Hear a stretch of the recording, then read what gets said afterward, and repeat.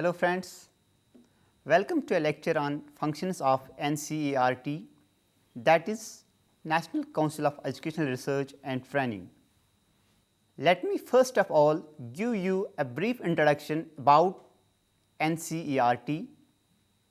The National Council of Educational Research and Training was established in New Delhi on 1st September 1961 for providing academic support in improving the quality of school education in India. It is the academic advisor to the Ministry of Human Resource Development of the Government of India. It is concerned with all problems of school education in the country and endeavours to improve such education through developing various programs of research, publication and extension training. NCERT also provides technical advice to states as how to provide the standard of state science exhibition. NCERT has a National Institute of Education located at Delhi. NCERT maintains 4 regional colleges of education at Ajmer, Bhopal, Bhubaneswar and Mysore. NCERT assists several states in their curriculum development, writing of textbooks and reviewing of school textbooks. The success of the NCERT will depend on the extent to which it gains confidence of the entire country and gets accepted by the professional group of various states in the field of school education. The impact of NCERT textbooks on the classroom practice has been tremendous.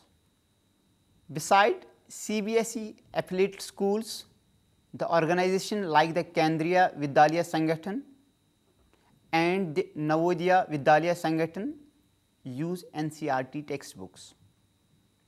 One hopes and wishes that the NCERT's vision is spelled out soon through a policy decision in which all undefined aspects of textbooks, preparation and production are spelled out clearly. Now, let us trace out the establishment of NCERT. Ministry of Education of Indian Government established NCERT in 1961. NCERT is an autonomous organization working as an academy for the Ministry of Education. It assists the said ministry in the formulation and implementation of its policies and programs in the field of education. It is expected to encourage students, teachers and teacher educators to conduct educational research. In order to fulfill these objectives, it has established National Institute of Education, that is NIE, at Delhi and 4 regional colleges of education at Ajmer, Bhopal, Bhubaneswar and Mysore. It also works for the collaboration of the state departments, the universities and institutes following objectives of school education. It also maintains close contact with similar national and international institutions throughout the world. It communicates results of its research to a common man by publishing books and journals. The establishment of NCERT in 1961 was a major step taken for the development of school education, which involves teacher education also.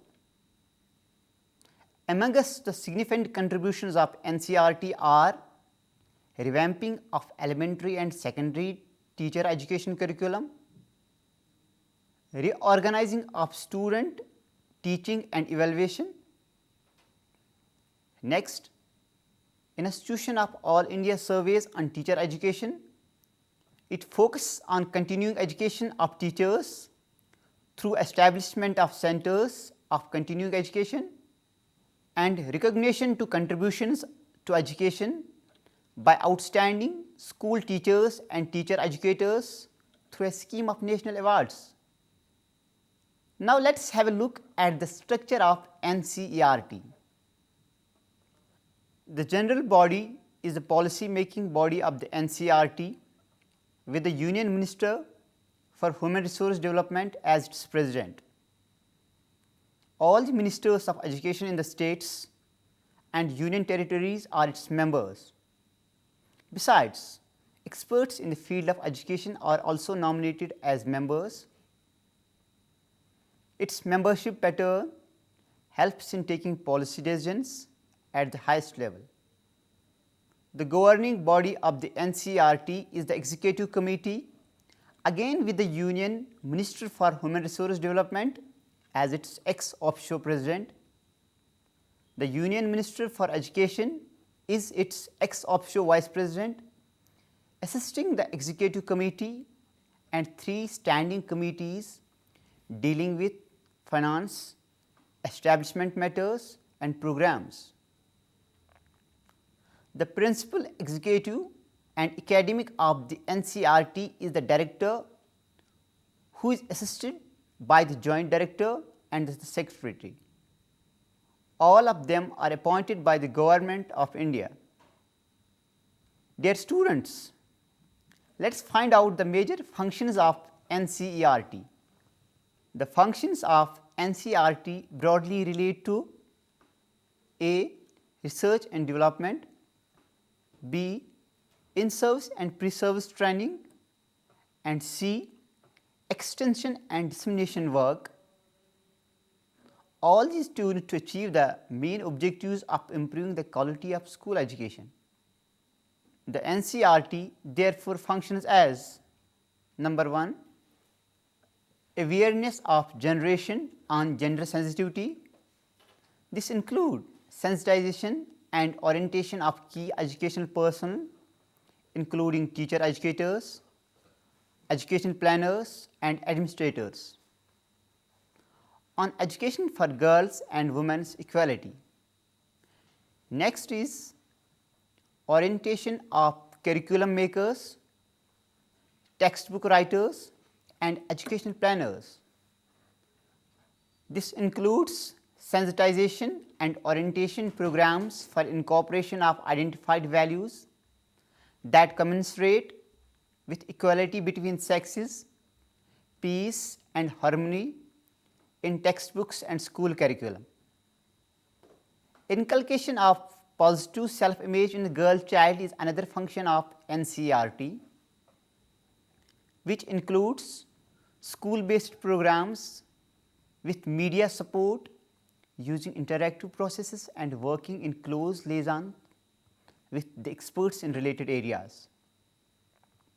Another function of NCERT is promotion of research and innovative action projects, which includes preparation of innovative projects and research development abstracts, dissemination of innovations and action research in the area of girls' education and women's development. Next function of NCERT is inputs into teacher education, that is formulation of intervention strategies for inputs into the teacher education curriculum, training of teacher educators, pre-service and in-service education of teachers. Data bank is another function of NCERT, which is to collect, collate, compile and analyze gender statistics on education and allied indicators at district, state, national and international levels. One more function is networking, that is working in close collaboration with the constituent units of NCERT, MHRD, Planning Commission, Department of Women and Child Development, Women's Studies Centers, Women's Universities, Faculties of Education, national, international and voluntary organizations working in the areas of girls' education. An important function of NCERT is mobilization of women and community. That means mobilizing women and the community at the village level for greater participation in educational planning, for improving enrollment, retention and educational achievements of girls.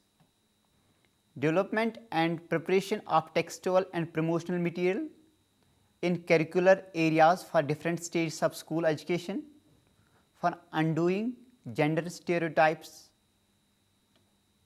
Next function is development of curriculum, instructional and exemplar materials, methods of teaching, techniques of evaluation, teaching aids, kits and equipments, learning resources, etc. One more function is to monitor the administration of regional colleges of education, to prepare and publish study material for students and related teachers' handbooks. Next, organizes pre-service and in-service training of teachers, teacher educators and other educational personnel. To undertake, aid, promote and coordinate research in all branches of education for improving school education is one more function of NCERT. Conducts and promotes educational research.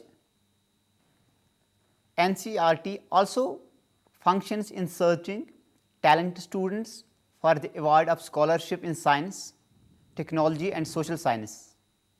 And finally, NCERT acts as a clearing house for ideas and information on all matters relating to school education and teacher education. Now, let us talk about research and professional growth of NCERT. The Educational Research and Innovations Committee, that's ERIC, of the NCERT funds research programs taken up by scholars both within and outside the council.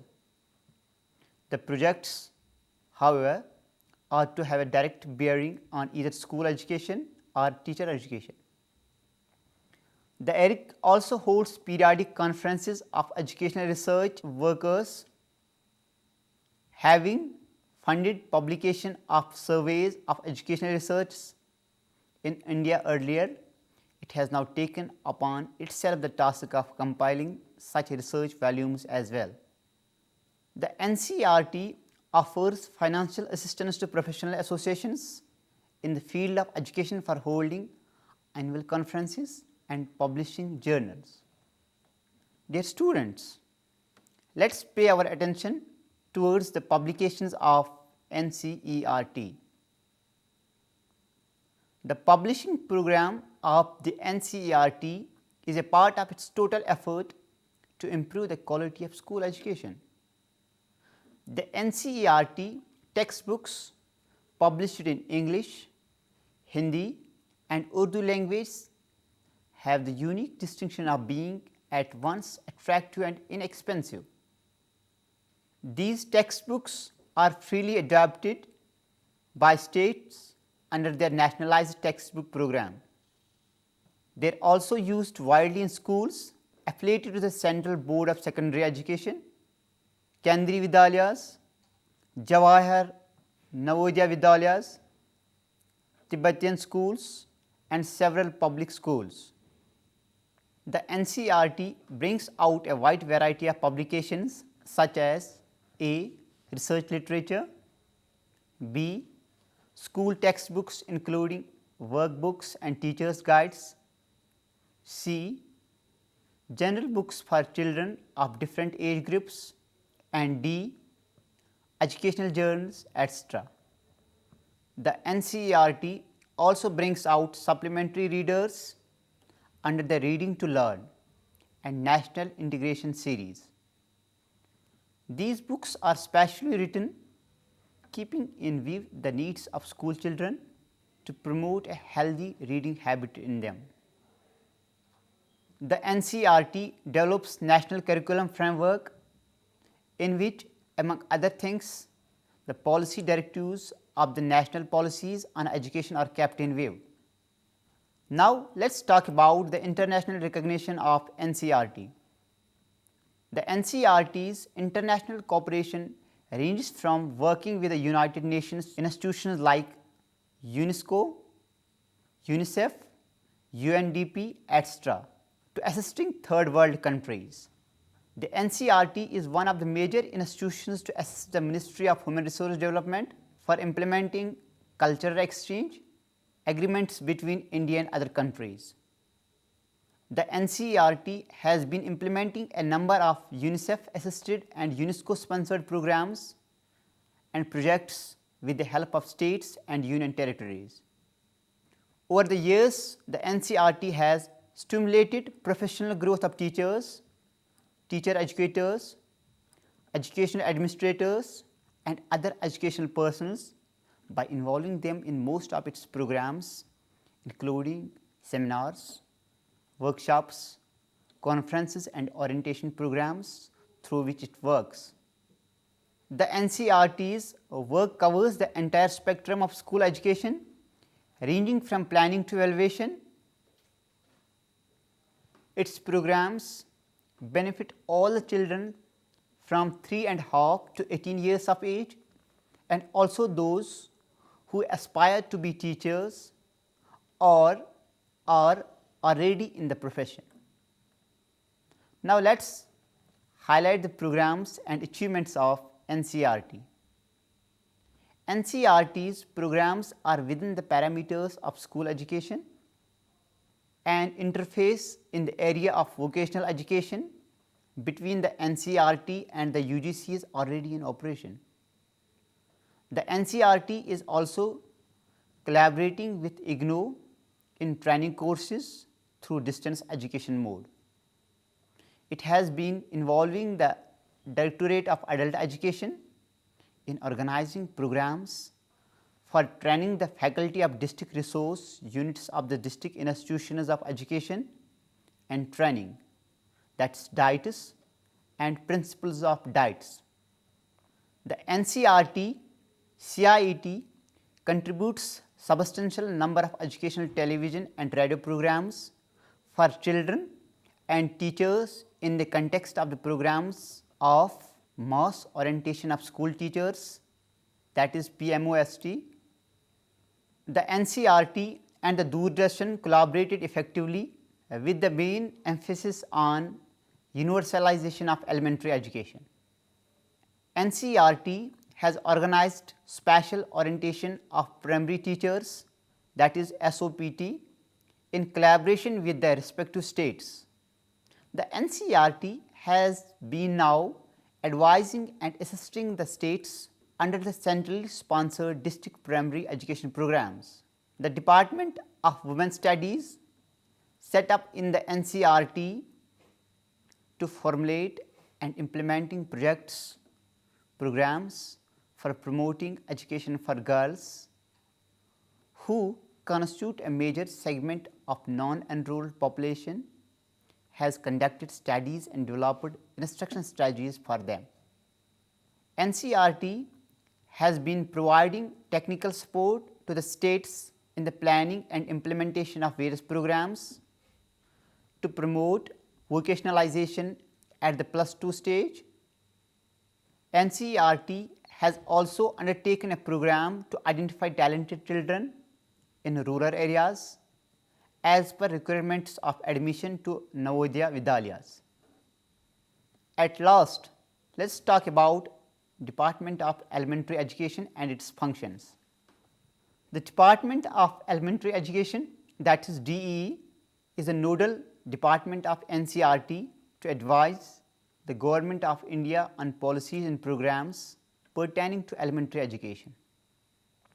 It also acts as an academic authority at the national level for the implementation of SSA and RT Act 2009 respectively. Some of the functions of the NCERT at primary level are development of guidelines for preparation of subject-wise curricula and curricular materials for students and support materials for teachers of grade 1st to 5th. Another function of NCERT is orientation of state level functionaries, faculty of SCERTs and DIETs for implementation of new curricular and materials. One more function is orientation of teachers and teacher educators on the National Curriculum Framework 2005 and resource material developed for its implementation. Next function of NCERT at primary level is providing academic support and inputs under Service Shiksha Abhiyan, that is SSA, in respect of monitoring and evaluation of activities with special emphasis on quality. The next function of NCERT is undertaking research studies in the area of elementary education, especially on issues related to improvement in quality of elementary education, documentation and dissemination of innovations in elementary education, and organizing seminars, conferences, and consultative meets on important themes and thrust areas. Next function is implementation of Sarva Shiksha Abhiyan. Since the implementation of Sarva Shiksha Abhiyan 2000 to 2001, the department has been acting as a nodal department at the national level. One more important function of NCERT at primary level is development of audio-video spots for advocacy of early childhood care and education, and finally conducting training programs for key functionaries of states in planning, implementation and monitoring of the ECE programs and developing necessary materials for children, teachers, teacher educators and parents. That's all about today's lecture. Hope you have enjoyed and understood. Thank you and goodbye.